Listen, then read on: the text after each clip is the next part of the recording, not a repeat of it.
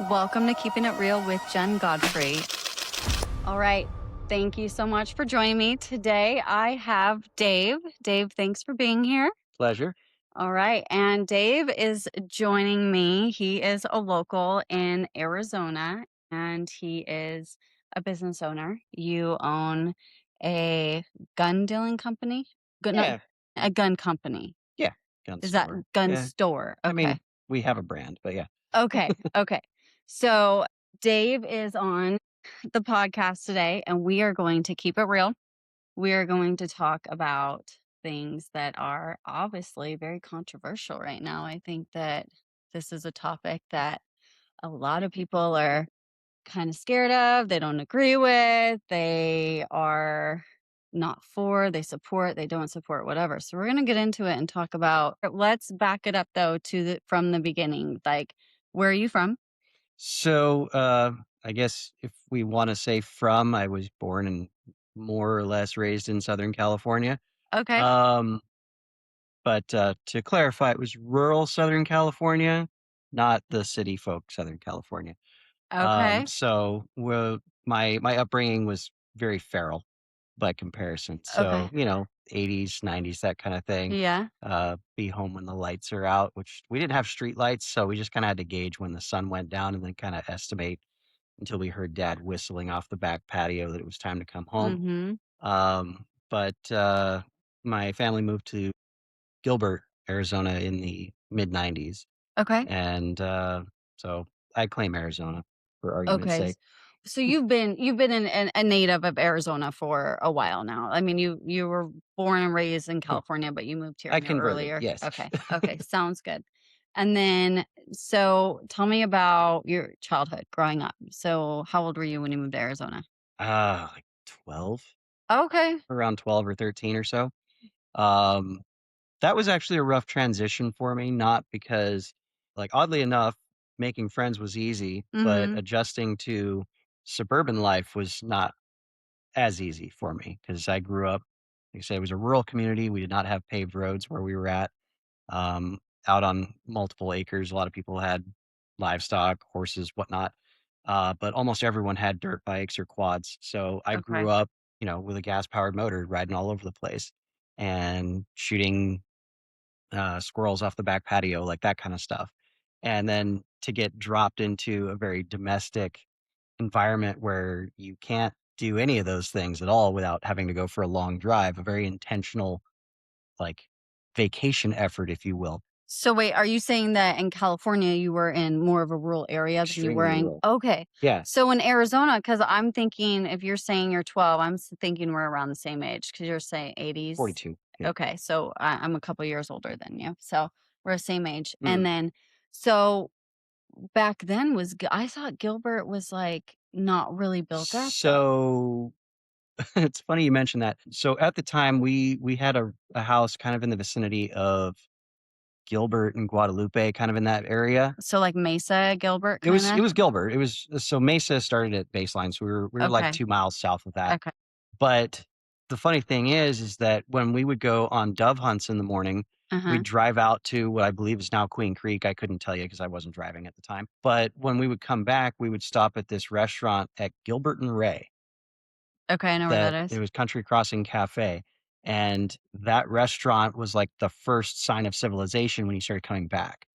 Well, if you talk about Gilbert and Ray's intersection now, that's like 50 miles inside of suburbia now. So that's, late 90s, early 2000s time frame when, yeah, I mean, we weren't at the edge of civilization per se. We weren't far from it. I worked at a Pizza Hut in Gilbert for like 6 months, and we didn't deliver past Pecos Road. Like that was the cutoff because Okay. there was nothing there. It was Got all, it. it was like beyond rural at that point. Like if you lived out there, you were like trying to avoid society or something. Okay. No, I got it. Okay, so that makes sense. So you went from a rural area and then it's like more city living. Oh, yeah. And then at 12 years old, I mean, that's middle school, right? So Yeah, you're it was just moving at starting middle kind of school. like at a pivotal point. So that's kind of like yeah, I can see that being a transition. And then Yeah. going from California to Arizona just itself is like very, Well, culturally speaking, I would say that that wasn't really a big deal because I mean, when you're 12 years old, like, yeah, what are you into? I mean, riding bicycles, watching cartoons, and like yeah. for me, it was all Star Wars stuff. But Um, yeah, I mean, And just to put it into preference, like, we didn't have, like, social media oh and yeah, all the no, stuff then. there's no social media at all. Like, nowadays, like, the 12-year-olds are all, like, on their phones and stuff. We weren't like that. We were outside. We were, like, Mm. playing. I mean, we had Game Boys and Discman, and Yeah, but things like like, that, but we we're didn't. with the like the Game Boy, I mean, you're unless you had a power outlet right next to you, you had a very finite amount of time to play with that. Yeah, because they were on batteries. I remember that. I Sega remember. Genesis with Yeah. 6 AA batteries packed in the back, 4 Yeah. of which would die within 15 minutes and the other 2 didn't. Yeah, yeah, I specifically remember that, and it was so expensive to get batteries too. It was Oh, yeah. like, "Oh, we can't for Christmas, I want some batteries," or whatever. Okay, so I'm very familiar. Okay. Yeah. So then you grew up in Arizona, so you are pretty much I mean, Yeah, yeah, I okay. claim it. Okay, got it. And so then from there, you went to high school, and then Mhm. you joined the military, correct? So, I went to Gilbert High School, and then I went to ASU and Mesa Community and Chandler Gilbert Community College for a couple of years. Okay. And I got into the ROTC programs at ASU, Oh, yeah. and that's kind of where I got ensnared because, like, in high school, I did Air Force ROTC. Our instructor, Major Mhm. Lucelle, and Senior Master I Yeah. know what it is. I had friends in ROTC in high Mhm. school. Can you tell me what it stands for, though, to people that don't know? So Reserve Officer Training Okay, Corps, thank you. but there's for high school, it's the junior version, so Reserve. it's Okay. JROTC. Ours was Air Force, so AFJROTC if you wanna start spilling out Yeah. acronym salads. Okay. But because our instructors were so cool, that Yeah. it was just beyond fun to be in those classes. Me and a couple of friends did the whole 4-year run of it. And then, we figured the next progressive step is to do that in college, to Mhm. become an officer, serve your country and whatnot. Um, except I wasn't what the military was looking for per se. Okay. So, I got into the How program. so? So first I wanted to do the Air Force ROTC. And I remember doing the interview question because they basically you can either just do the program and get through it, or you can do it on scholarship. Well, if you do it on scholarship, basically the military owns you and you complete college. And once you complete your college stuff, then you go in as an officer, but they pay for it. So it's Okay. like a scholarship Got program it. versus if you pay for it on your own, you can still complete the program. And if you complete the program and you qualify, you can become an officer anyway. I was applying for the Air Force scholarship and I did the interview. And that was the first time I had had a true interaction with an Air Force pilot because the ROTC instructor we had in high school was not a pilot. So they have a very different demeanor and Okay. they talk with their hands. Everything is like this. Mhm. So one of the questions he asked me at the interview was if you were given an assignment that you could complete on your own or with a group with the same results, what would you choose? Well, me being the weird little like autistic kid that I am, my thought process was, why would I waste more resources if the result is the same? So I said I would do it by myself. Well, that's the wrong answer because everything in the military is teamwork this and teamwork that. And so, um, in short, they were like, "Yeah, you're not what we're looking for." And so I was like, "Okay, well, fine. If I'm not what you're looking for, let me go try the Army guys." So I went over to the Army ROTC program. In the Army ROTC program, it's all about how good is your PT score. How good can you run? How good are your push-ups and sit-ups? I am 5'7" on a good day, and proportionally, my legs are probably shorter than they should be. So my run time is terrible, but I pushed through it. And they had this program called College First. And the idea of the College First program was that the Army would basically, you qualify to join the Army, you actually enlist, but you have a delayed entry. Okay. And what they do is you get to go to school for 2 years and they pay you to go to school. Now it's like $250 a month while you're enrolled full time for the first year, and then like $350 a month for the second year. But you have to be fully enrolled full time. Like Okay. if you take summer break or whatever, like you don't get paid for that. And so trying to live on my own in an apartment up in Tempe, going to Mesa Community, or at the time it was ASU, Mm. I joined that program, which basically locked me into the Army. And then after, I forget if I took 1 semester or 2 of the Army one, I think it was 2 semesters of the Army ROTC program. Everything is running based, and I found that the general mentality of some of the guys that were in there, they were so obsessed with running and airborne this and ranger that, that I was in college. Mhm. I was an engineering student. I was Okay. trying to do something a little bit more intellectually driven, Yeah. and that mentality just didn't work for me. But I had already kind of like put my name on this because they basically spun it as if you do this program, it shows that you're dedicated to joining the military. So you're more likely to get a scholarship to be part of the program. Okay, got it.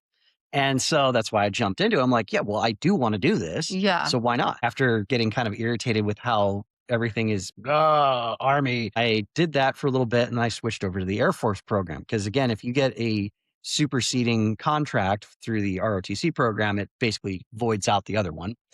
So I was like, all right, I'll try the Air Force one. So I went back to the Air Force one, and that one annoyed me more, but for different reasons. Okay. Because again, I'm one of now, at least in the Air Force side, I was one of 2 people that was in the engineering program. The other guy was computer science, but everyone else was sports medicine, political science, and communications majors. And these are all people that are vying for pilot slots. Okay. So they want to do something that's, exhilarating, but they want to do the least amount of effort to get there because they just have to check the college box. Okay. Got it. No offense if you happen to have a political science degree or something like that. No, not at all. But Not taken. I just to stop you for a second though. So can you explain the difference between ROTC military and if like say you're 18 and you just go enlist in the military? So you're from my yes. understanding, like so my grandfather, he went to VMI, Virginia Military Institute. Okay. So he went there and then he was army and he was a brother rat. And so he went to VMI and he was a Mhm. colonel. But there's a difference between enlisted and then when you go to college and you work to be in the military, then you become Yeah, officer. So can you sort of. explain like the different ranking in the ROTC and how Yeah, that works? so ROTC is basically a preparatory program. There's several pathways to becoming an officer. So if anyone over the age of 18 right now just said, "I wanna go join the military," chances are you're gonna be enlisted. You go in, you enlist for a block of time. It's somewhere between, I've seen contracts as low as 2 years. Mhm. 8 years is basically like your true dedication, like, you have to actually serve 8 years, but you may only have, like, a 4-year enlistment, but you're truly serving 8 because the rest of it's done on inactive reserve. You're basically like a spare in case we go to A World War III. contract. Okay. But, I guess from the textbook definition, the enlisted man is the expert in the application of violence, and the officer is the expert in the administration of violence, the management of violence. So, it's management versus ground worker. Now when you become Is there like a different level of respect? I will say that from like my grandfather's there's perspective as a colonel, he would say, "How long have you been in the military?" And if someone mhm. was like 5 years, and he would say, "What's your rank?" And if they're like enlisted, he would be like, and there's nothing wrong with being enlisted at Mm, all, but he wasn't as so fond as the enlisted versus the officer because the officers like people that are I don't it's understand it. I to me, I'm yeah, just thankful we have, there's kind of a level of, like, you're not supposed to intermingle. They call it, fraternization.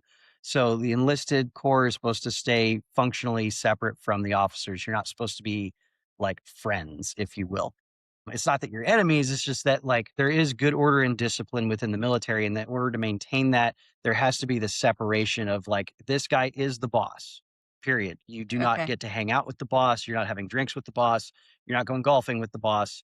The boss is over here, you are over here, got and you are doing your tasks as assigned to you. So that's just kind of like the tradition of good order and discipline. But the pathway to becoming an officer, there's a handful of ways to do it. I don't know if I can actually list off all of no, them that's offhand, fine. but So there's just different obvious yeah. one is to go to college. If you have a college degree, most of the time you have to have a college degree to become an officer, or at least be able to complete a college degree within a very specific period of time. There's a lot of like if then kind of things involved in the Okay, officer corps, but college degree is usually one of them. If you're enlisted already, you can do a program called Green to Gold, where you basically go to back to college, complete your degree, and then become an officer. okay, got it. I may be skipping some So steps in that's that like the process, difference but basically between like enlisted and off. If you've been in the mhm, military for a long time and you're not an officer, it might be because you didn't get your degree. And if you are an officer mhm. and you've been, then it's usually because you ended up getting a degree. Is that kind of the differentiate? So I knew plenty of people that were enlisted with degrees. Okay. So having a degree is just part of the whole thing. There's another like administrative difference between the Okay. two of them. An enlisted man signs a contract. I have an enlistment period of X number of years. An officer, however, has a commission. And that commission is basically like you have to resign your commission Mm-hmm. to get out of that. Otherwise, you can separate from the military without resigning your commission, and you're still technically a commissioned officer. You can be called back. So Oh, okay. that's where that Okay. line Got it. there's some differences there. Okay. That makes Um, sense then. and then there's this other weird little middle ground called the warrant officer, and that's a different level of wizardry that I don't fully understand because it's like Okay. sort of commission, but not, and they get paid more, but they So disappear more often. what did you end up did you end up going in So I ended up army? enlisting into the army, Okay.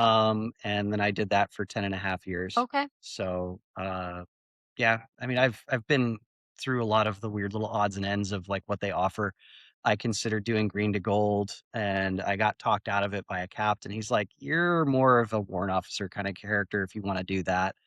And so I thought about that for a little Okay. bit, and I don't know. I just got into a groove and stayed there enlisted, so it was fine. Well, and then when you so you were in the army for 10 years and then you got out and then what did you decide to do? Like when you got out, how did you get So into how did I what we're get going to into talk guns? yeah, what we're going to talk about? So on my first deployment, there was a guy there that was a civilian contractor. Now, in during deployments, like we have the actual people, we call them green suiters, the people that are wearing the uniform, limits on how big our forces can actually be, like Mhm. as far as what our actual military is.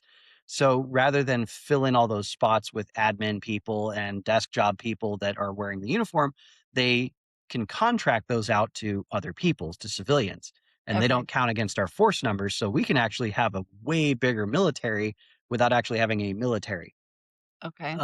So we had a civilian contractor. So at that time, I was working in an interrogation facility in Baghdad, and we had a handful of civilian contractors with us that were also doing the same thing with us. And functionally speaking, we all worked for the same thing. They just got paid about 8 times more to do it. So wait, you worked whoa. You worked at an interrogation? Yeah, So do you actually like interrogate people and like I did. Yeah, yeah? Okay. about 400 of them. Oh wow. Yeah. So what was that like? Um, well, because this was in Iraq, I will Yeah. say that a majority of the people I talked to were at least presentation wise, very timid, and they would put on this kind of like facade of innocence. And I don't know what you're talking about, and they would play dumb most of the time. Okay. Uh, One of my favorite parts of that was that, we'd have like their cell phone data because it would be caught with them. And there'd be a video of them planting a bomb on the side of the road and detonating it, like trying to blow up one of our vehicles. And it's literally that guy wearing the same shirt, same hat, Okay. and we're And you like, could tell. "This is you." And he's like, "No, no, no, no, that's not me. My friend gave me that video." I'm like, "A video of you? Because you're dressed the same." Yeah. And he's like, "No, no, that's not me." Okay, if you say so. Mhm. So imagine doing that. So for a couple hundred times, it gets kind of boring and tedious after a while, because a lot of people think, interrogation. You start thinking of like different movies. It's out comes the light, out comes the jumper cables. I think of like Bourne, like the Bourne, and I'm like, wait, interrogate. I want Oh to yeah. know. Like I No, think of the like Now, I will okay, say that the Jason Bourne class of people usually came up through our line of work, like not strictly, but I mean, the people that they're looking for to do that kind of stuff, like you have to have excellent PT, you have to have, genius level of mind, and be able to like pick up different languages. Like they actually do look for people like that, but That's more like CIA, like special ops, like stuff like that? there's layers out there that I don't even know about. Okay, got So it. yeah, it's Yeah. No, that's kinda cool though. So I mean, I could understand though, like after just like anything, you do something Mhm. long enough, you kinda go like, "Okay," like, Yeah, eh. Yeah. you get kind of used to it. I will say the first few interrogations I did were very, like exciting and scary because it's like, yeah, I'm interrogating a terrorist. Yeah. It's like, this is the greatest day of my life. I'm 21 years old and I'm Yeah. talking to a terrorist. I'm going to break this guy's mind. I'm going to solve the war. Yeah. No, No. it didn't Yeah. happen. So, okay, so you do that and then so that's when you started Mm. thinking about gun. Like how did you get into the gun? Like, Well, I mean, when you're just kind of running around yeah. Iraq for couple years with a M4 strapped to your chest and M9 on the side, and of course we go to various range days where we bring out the machine guns. You get to experience some really, really cool stuff for Yeah. a very short burst of time and then it's gone.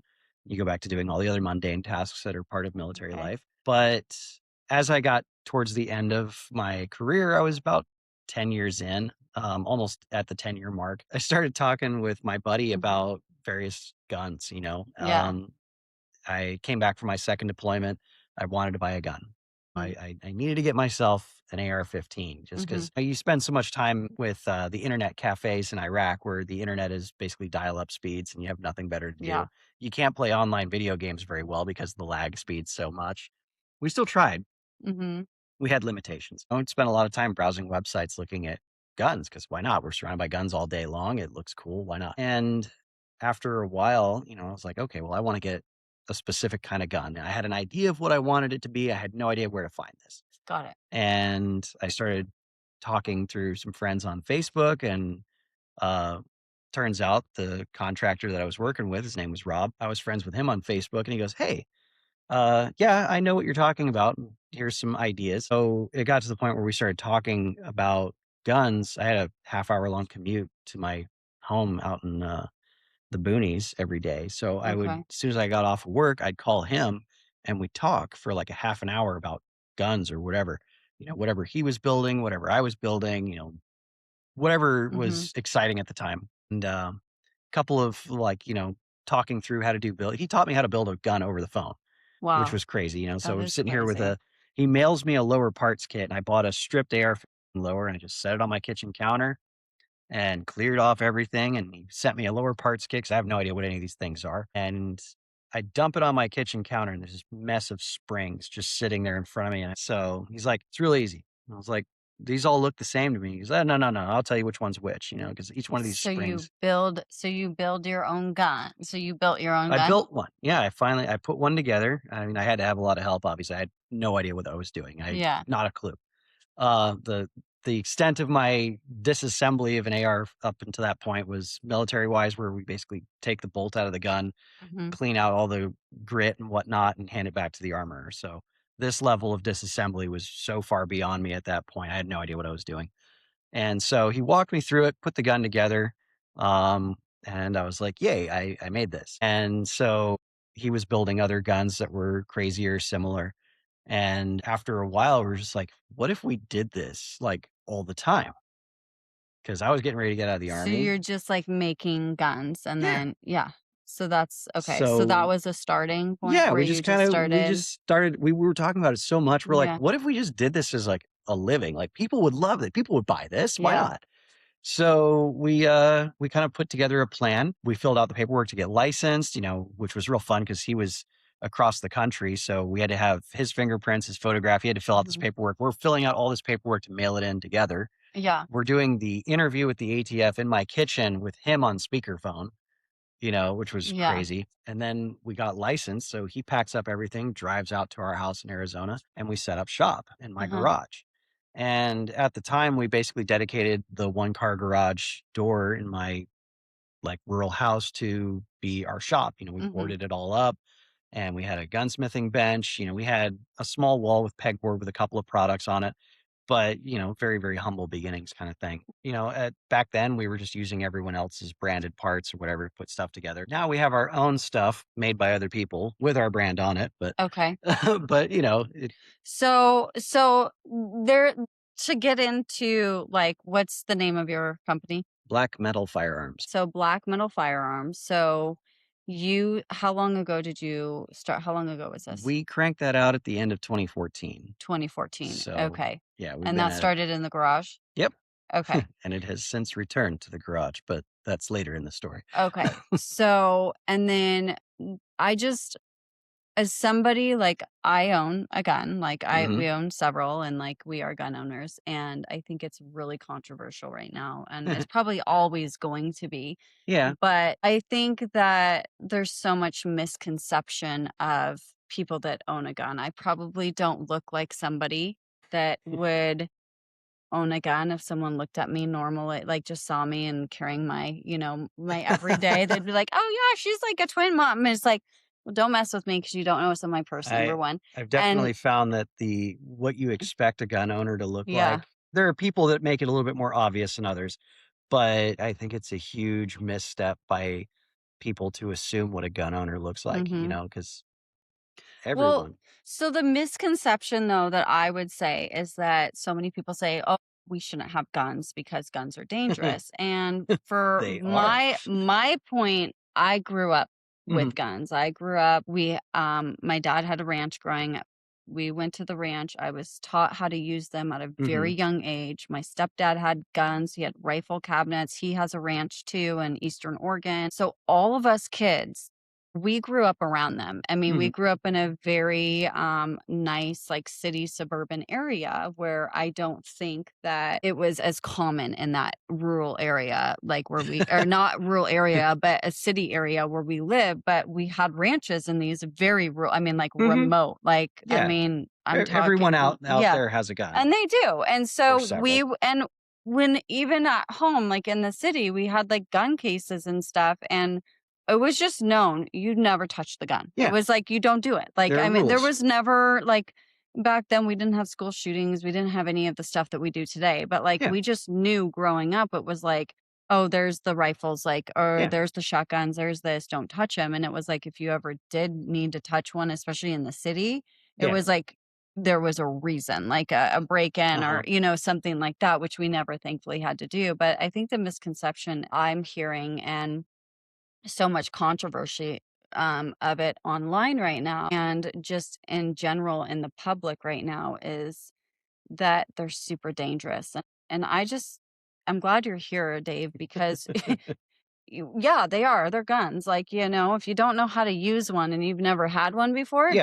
you probably shouldn't have one unless you learn how to use it Mhm. properly. It is something that I feel I have a horse. So when I go on my horse and I do a 15-mile trail ride out in the middle of nowhere, I'm going to be packing because there are wolves, there are coyotes, there's bobcats, there's rattlesnakes, Yep. and not to mention the homeless and the other things. So if Yeah. my horse bolts and I fall off, I'm going to make sure if I'm stuck in the middle of the desert that I'm protected. Yeah, I mean, absolutely. I don't think there's anything wrong with that. So I think the misconception though is that anybody can just go, you're a gun dealer, so anybody can just go to you and buy a gun. And so I You really can want you try. to clarify that because there's the difference between the black market and what you do. Yeah. And so can you explain the So I differences? would say that there are probably at least 3 different types of markets that, there's probably at least there might be a fourth, but in general, when you talk about firearm purchasing, you're gonna have purchases from a licensed dealer such as myself, your average gun store, Hmm. Walmart, whatever. You have private sales. So that is between 2 people that are not licensed. And then you have your black market stuff. Obviously, the black market stuff, that's a line of work that is beyond my scope. Usually there's a criminal element involved in Well, that. I'm But gonna preface on this, and yeah, we are not part of the black market. I definitely think if it's you are black metal, not black market. yeah, if you are going to buy a gun on the black market, then you might have an alternate reason for having a gun, and that's not what we're talking about. And I mean, we can touch on like where the black market comes from, at Yeah. least in terms of the way that my business has to operate. So when you purchase a firearm from a licensed dealer, which yes, there are plenty of licensed dealers that work from home, myself included, turns out that operating a business, particularly in firearms, is not very lucrative at all. It's actually quite terrible. The margins are trash. A t-shirt makes more money per t-shirt than a gun does. So it's Well, I mean, I think a lot of that too can be the fact that there's so many people that rightfully so that don't and I do think I don't think everybody should have a gun. I'm definitely for the Second Amendment, Dave, and I support it, but I support it for the reason that I grew up and, having ranches, having Mhm. property. Grew up like I know there's people that hunt, like, Yeah. I'm not like a big hunter, like, I love meat and stuff, but I just don't Mhm. like to kill things, like, unless I have to, like, um, but I definitely I think that there's a reason or definitely reasons to have guns, and I Uh-huh. definitely do see the sides of not having guns, but, I mean, I also don't want that black market to fill up and then we don't have any way to protect ourselves. And then there's just a bunch of people that shouldn't have them that have them. So to address some of like where the black market comes in, Yes. some of the disqualifiers for purchasing a firearm from a licensed dealer, which really it applies to private sales as well. It's just that I have paperwork to back it up. You cannot be a user of illegal drugs, narcotics, things like that. There's a little asterisk on that because a lot of states have legalized marijuana and things like that. It's still federally illegal, so it's still a no go. Wait, so okay, I want to clarify that. So if you have a medical marijuana card They're and like disqualified from someone purchasing. comes to you and says you know that they have that, then no. They can't. We do not proceed. Okay, that's kind of cool. I didn't know that. I mean, it is what it is, again, because I have to abide by federal regulations. And this is kind of a part where I will say that my feelings don't matter in this because it's Mhm. strictly business and my regulatory requirements. I have plenty of thoughts about a lot of the follow-up of this, but outside of that, like again, from a regulatory burden standpoint, I can't have feelings about it as far as what I can do for the end user other than say no. So there's that. And usually if they what I call self-deny, so if they Mm. mark a box that says, they're disqualified, well, okay, I don't even have to run the background check. You At that just point, know. you have told me that you Yeah. cannot qualify for this anyway. So at that point, our So like transaction's done. any I will sort of offer no advice on how to bypass that at all. The only thing I can say is you have to change this qualification to the other answer. Whether it's supposed to be a no question, you mark yes, you have to change something in your life to make that mark no. okay. So if somebody has any sort of drugs or alcohol, like, or if they have a criminal history too, Right. how does So that affect them being so able to purchase a gun? felony charges actually completely disqualify you. There are ways to have your rights restored. However, you have to have your rights restored before you attempt to purchase a gun. Are there different kinds of felonies that would qualify? Like if someone was, say, a felony, No. like a felon, like for marijuana. Nope. No, Felony is is a felony felony. is a felony. A Okay. felony is a felony. It does not delineate what type of felony on the form. There is one type of misdemeanor that is listed on there, though, and that is domestic violence. I shouldn't Misdemeanor have a gun. domestic violence is also a disqualifier. And that also kind of, I think, the subject to a court order, restraining order kind of thing also falls into that That category. makes So if you have sense. a restraining order, while you may not have any charges against you, it still disqualifies you in the system. But there's a handful of things like that. Also, if you've been involuntarily committed to a mental institution. Basically, a judge has to tell you you are going to a mental institution. If you self admit, Harm. that doesn't count because it's you trying to look out for your own benefit. Okay. So, being in a mental institution for your health is not a disqualifier in and of itself. If you are deemed adjudicated mentally unfit, I believe is the word that they use in the phrasing. So, again, you have to go through a legal process to determine that you are not fit Mhm. for owning a firearm because the presumption of innocence still applies here. You still have someone has to actually accuse you and go through the paperwork to deny you your right to own a firearm or purchase in my case. If somebody and then, fingerprints, right? You have to do you do, like, the FBI and, like, all of that, like, clearance So for them? there are avenues that can require fingerprints. For argument's sake, your average purchase of a handgun, a rifle, a shotgun is not going to involve fingerprints. I'm Now, shocked by that. I really thought that you would have to do like a fingerprint so that they can know, like, that you don't, because like yeah. if it does end up on the black market, right? Like, Mm. and there you have fingerprints of like where the gun or something. I don't know. That's just like my So mind. I would just think So that you I would. think there's probably a lot of misconceptions on fingerprints and like how useful they are. They are useful.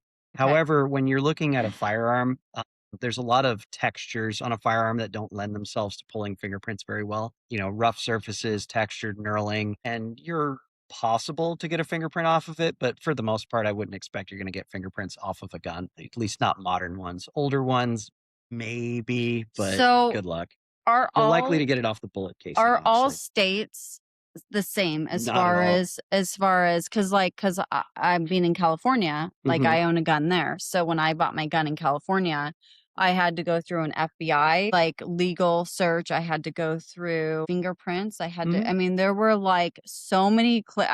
I felt like I was honestly like a felon, like getting a gun in California. And it was, and and I got it and it was fine, but it was like a very stressful process for me because I Yeah. would kept thinking like, oh my God, am I in trouble? Like So, I'm just trying to get something to like protect myself. And it felt very scary to go through that per the process. national requirements, California is a bit of an aberration. California thinks that it has its own set of requirements that are somehow superior to the federally regulated level. But for argument's sake, the way the federal process works is that you're going to fill out the form 4473. Basic information is going to be on there: your name, your address, basic description of your physical appearance, your birth date, things like Mm-hmm. that. If you've ever tried to find a friend on Google that you lost from, like, when you were in sixth grade, you knew this one person, you're just like, I wonder what they're up to. And you go crazy trying to Google them. Well, you're going to Google their first and last name, and it'll pull up like 300 people. And it's like, all right, well, we were in this town. So now you're trying to associate a town with that. And Yeah. it drops it down to like 6 people. And then you're like, well, let's look at the birth date. This guy's 82. This guy's 61. This guy's 40. Okay, so it's probably this guy. Let's see what. Yep, that matches. The 4473 is kind of like that. So you've got your name, you've got where you were born, you've Hmm. got an option to put your social security number, but it's not required. And all this information gets fed into the National Instant Criminal Background Check System, which is, depending on what year it is, either run by the FBI or the ATF. We'll say Department of Justice for argument's sake. That information gets fed into it. It scrubs through the federal databases, which is the states should be reporting to the federal database Okay. if a name pops up, and it tries to deconflict who you are, because like John Smith, that name pops up 8 million times. Okay, so we're going to have to put this one into a final review, and a human being is going to actually look at that and determine whether or not it's the same John Smith. Allegedly, the system uses an AI generator now to scrub everything almost instantaneously. I don't know if that's true. Well, that sounds super safe because AI is so perfect, right? Oh my gosh. I Eh, don't know how I I feel mean, about that. in the grand scheme, the war against the machines. So the system basically tells me one of three answers: yes, no, and maybe. If I get a proceed, yes, that means that I checked the box. Yes, you can purchase this firearm from me right now. If it says no, you may not. However, you can appeal that decision. So, like in cases where I have people that I know one guy whose name is like on the terrorist watch list, but it's not him. It's someone with a similar name. So he gets flagged. Like he can't get through TSA either. Oh, So that's he had to get crazy. a special TSA pass. Oh my Now, gosh. and so it does happen. How many criminals have you caught? Have you ever had like a criminal come to you and like you've been like, oh shoot, like I got a bad boy here, like So that's where if the machine says no, yeah. uh, at that point, the only interaction I have with them is I write down the transaction number, because Uh-huh. the system spits out a sequence of numbers and Yeah. letters that's associated with that background check. I give them that and this little pamphlet that says, like, here's where you can go to appeal it. And that's pretty much the end of my conversation. What they got stopped for, almost never find out unless they tell me, which I did have happen a couple times. I had one guy get denied, and he goes, "Oh yeah, I have a warrant for grand theft auto or something like that." And we're like, "And you thought it'd be a good idea to buy a gun?" So you can steal more cars. So COVID was a wild time. We had all kinds of stuff coming through. That's pretty funny. But there's other things that disqualify you that you wouldn't expect. Things that are not even criminal in nature. For instance, A resident of California cannot buy a gun anywhere outside of California. I'm aware of that. Or Okay. let me rephrase. Cannot receive a transferred firearm outside of California. And the reason I split that up is because you can buy it from me, but I have to send it to California for you to receive there. Okay, so this is a really weird. Okay, so say I have family in California and they say, Jen, we need guns because we think that the world's gonna, whatever, and the apocalypse is coming, and we can't buy guns in California because it's very hard to get a Yeah, gun. the regulations are a little sticky. They've made it very hard. I mean, I was shocked. By design. Yeah, and I mean, I've gotten a couple there, but I was living there at the time and I did. But anyways, I do think that it was a liability. So I opted out to say no, even though they're family, because I don't want the responsibility of me buying a gun and then I go and I give it to a family member just because they're family. That almost makes it worse because if there is a crime or they get broken in, the thing is there's so much theft in California, I feel like, and there's so many break-ins. It's not my family, but if they say they had it in their car. Yeah. And then somebody, which I do not condone, by the way. Then somebody breaks into their car and they steal the gun, then it's my name on that gun.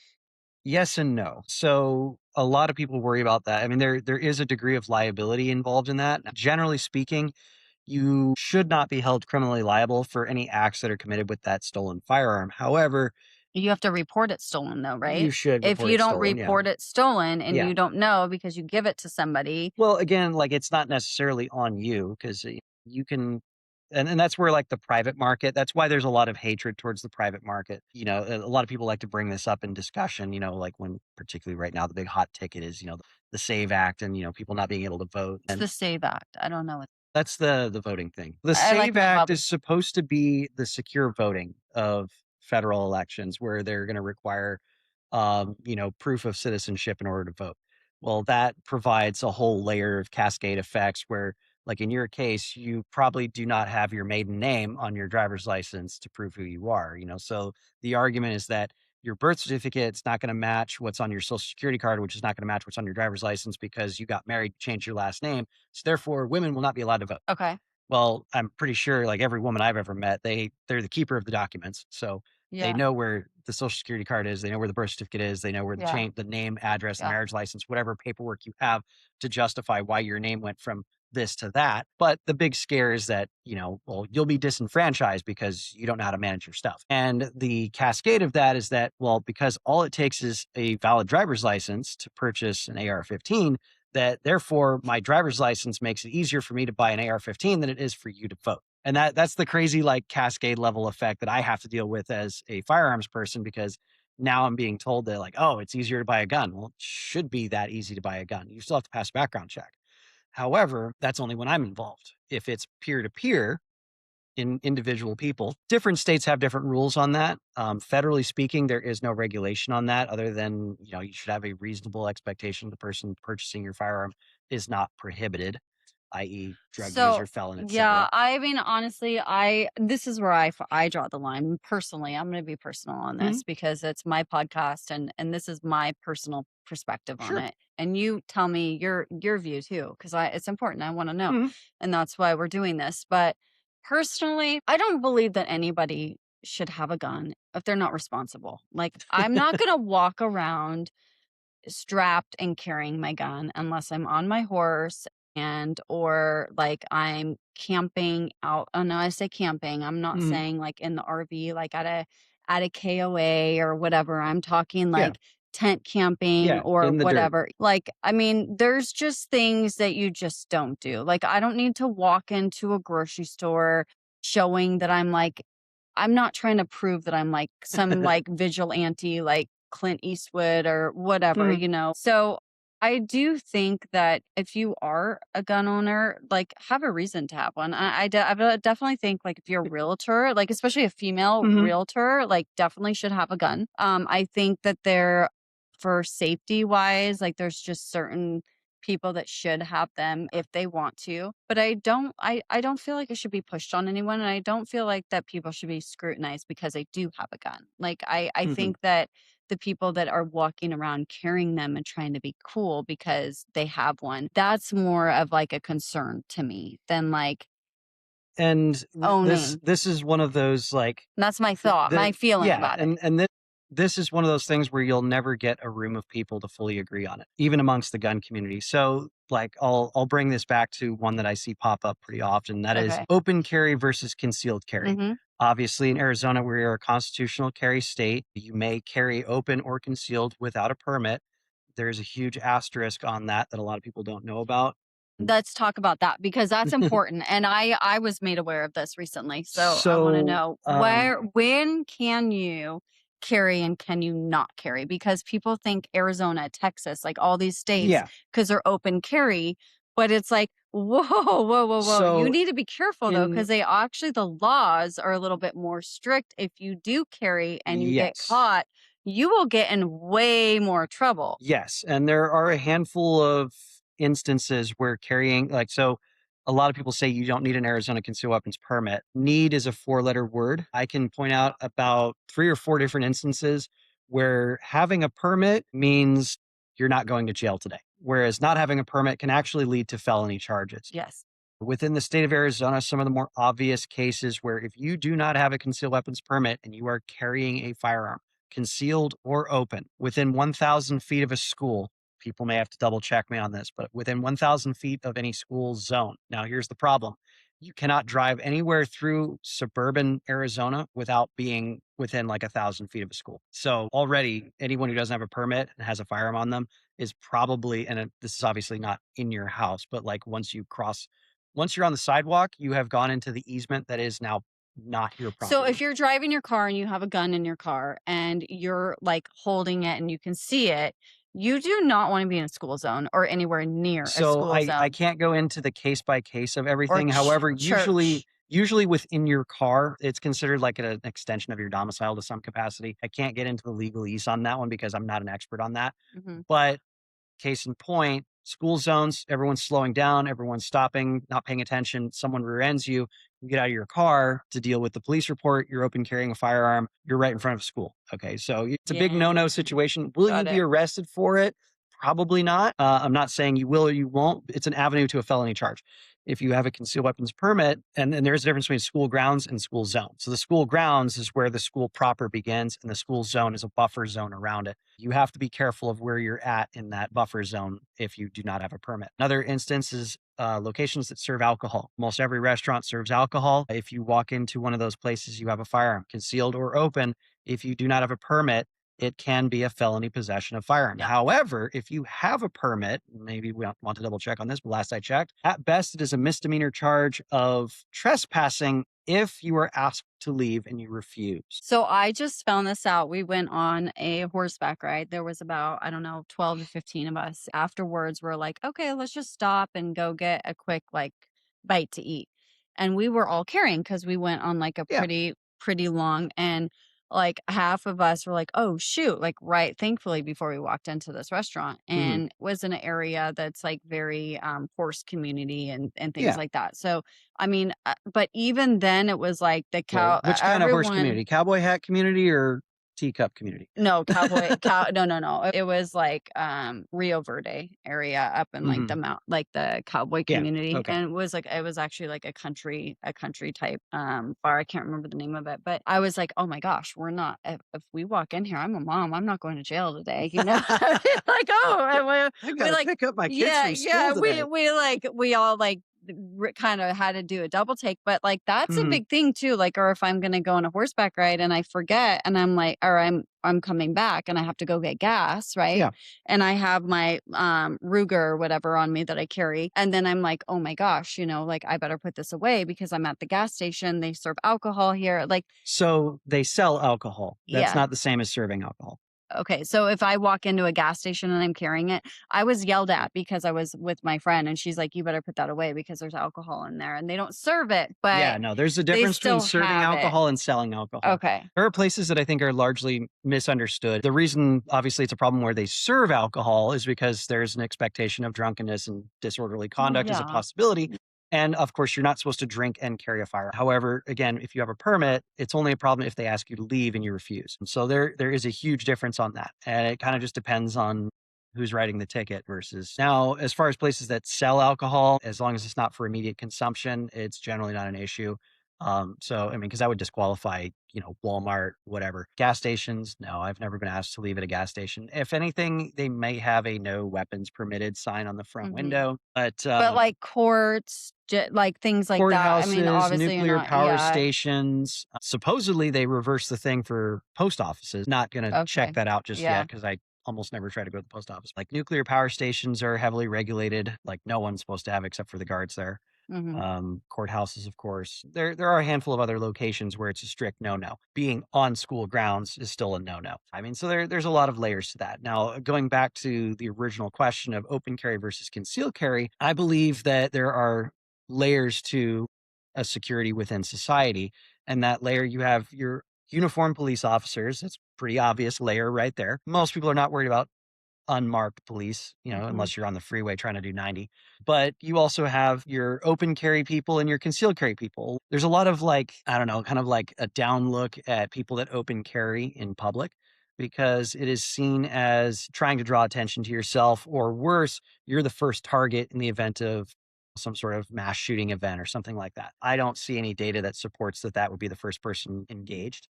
Generally speaking, a lot of your mass shooting events or something like that happen in places where there are no firearms allowed, which means that there's no one open carrying there.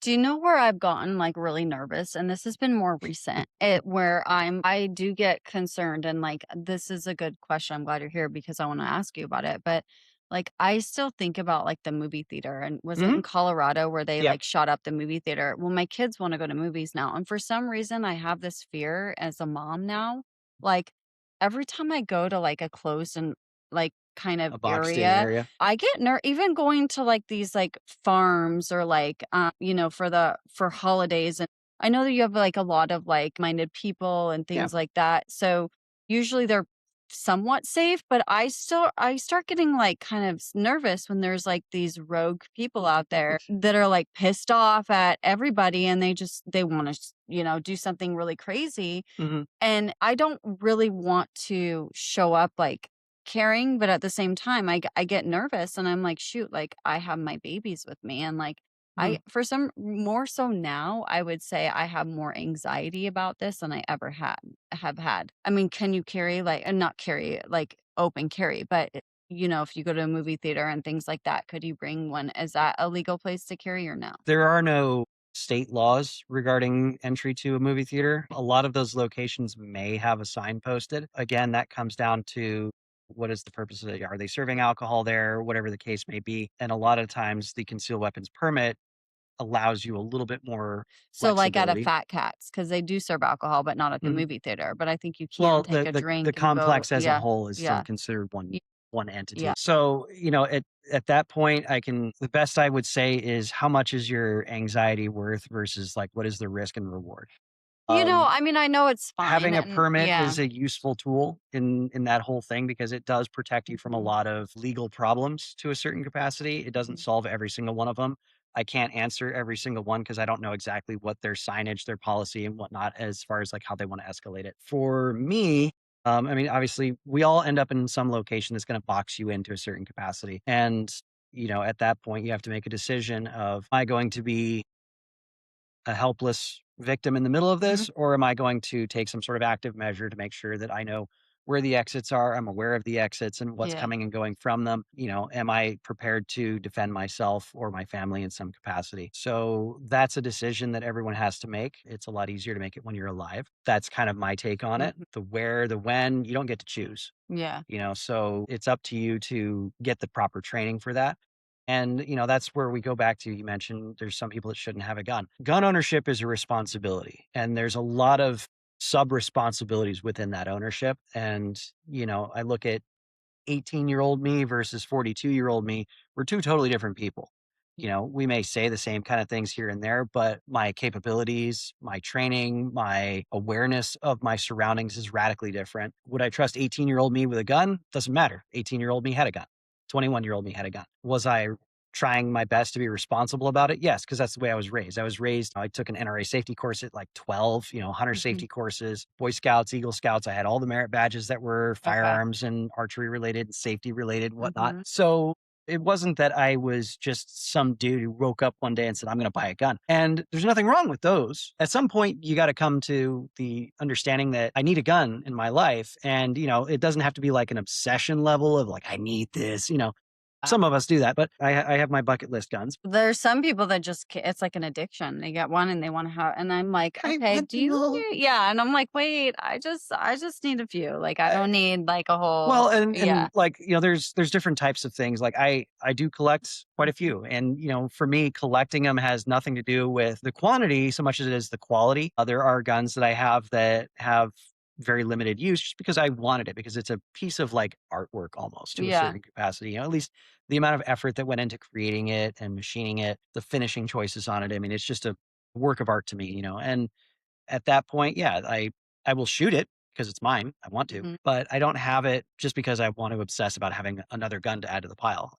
I have plenty of those. But when I decide that I'm going to carry for the day, I have some very stoic looking guns that I choose to carry. There's a handful of reasons for that. One, because I know they're going to work. Two, because I know if something happens to that, okay, I'm out a few $100, not a few thousand. Mhm. But I know other people that you have to weigh the risk reward of, okay, is carrying a slightly more expensive gun going to give me an advantage if I have to use this? So that's kind of the balancing act that some people will play. I know people that carry $6,000 guns as their personal carry. Well, it's easy to spend $6,000 on a gun for Yeah. them. For me, like that's a commitment. And it's a commitment that I'm going to like baby it and precious it, and, Mhm. maybe bring it out once every blue moon to go shoot at the range to enjoy how nice it is. But everyday carry just seems like, yeah, I'm probably going to choose something else. So what would you say is the biggest kind of question that you get as like a gun dealer like from people that I guess are not happy with you like or not question. What do you get like what's your biggest pushback from people when you say they find out what you do and they're maybe not second amendment? I can honestly say I can't think of any instances where that's been a problem, but then again, my circle of people that I think at worst, when we first opened our store Uh-huh. in Mesa years ago, in order to kind of like draw attention to the fact, because we were in a complex that was kind of like out there like there was nothing around it. Mhm. There was just fields still. Okay. Now it's completely developed all the way around it. Mhm. And all the warehouses are oddly empty. But we put a sign out front that just had very simple, had our logo on it, and Mhm. it said in big red letters, guns with an arrow pointing that way, and it was one of Mhm. those like 2 foot by 3 foot, like A-post signs that you can Yeah. put out there. I would set that out there every day just to like let people know there's a gun store over here, because Yeah. we didn't have like a proper signage out on the front of the building. We had a window sticker. That was about it. And there were days where we had no one walk through the front door at all, and that was like that until COVID happened. But, we built up a store, and one day this gentleman showed up, looks around at what we make, and assault weapons here. Well, Oh as no. soon as someone says assault weapon, we already know where their head's at, because in the gun community, you don't say assault weapon like ever. It's not what we refer to our rifles as.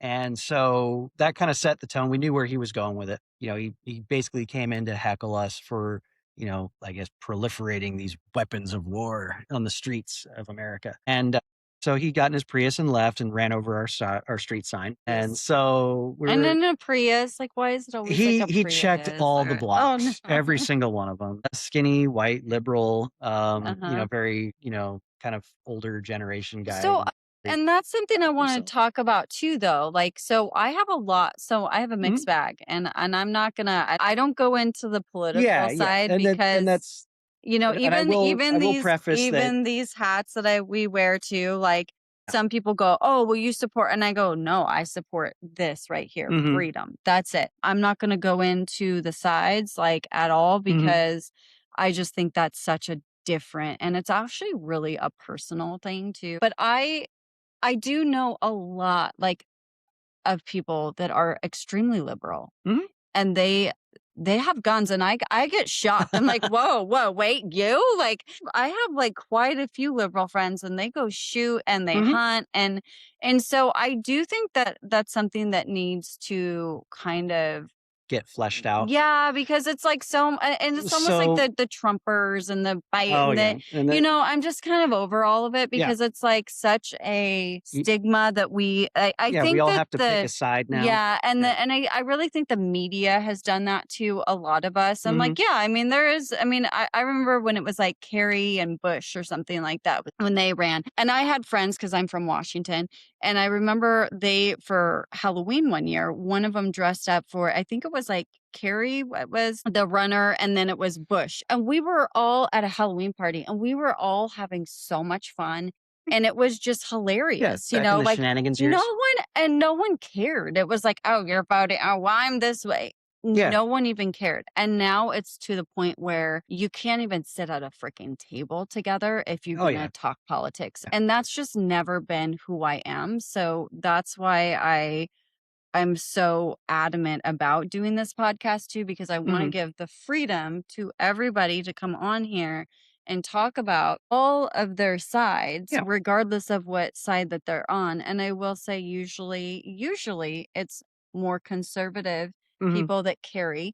But I'm finding out now that, I mean, there's a Ownership out. lot of people that are not. So, Yeah. and I don't think there's anything wrong with saying liberal or whatever. And yeah, I mean, we all kind of like fit a profile, I think too, but I wouldn't say somebody would look at me and ever know Yeah. what side I'm on. And I Hmm. kind of like that because I don't ever want to be in a box or labeled. Politically ambiguous. Yeah, I'm not like that. Yeah. I mean, to that extent, you will not find bumper stickers on my car. That's fine. Mhm. I mean, I tend to keep my vehicles fairly ambiguous. I mean, at best, I Yeah. had our logo emblazoned across the back windshield of my No, truck. and that's good. I mean, promote your business, and But that's yeah, what and yeah, and that's you kind of should. And and the yeah. reason I do that is because gun ownership in and of itself is a political statement. And it's sad that it's phrased that way, but owning a firearm is an exercise of political authority because you are telling the world at large that I will not be controlled. Obviously, the layers of that, if you look at it hard enough, yeah,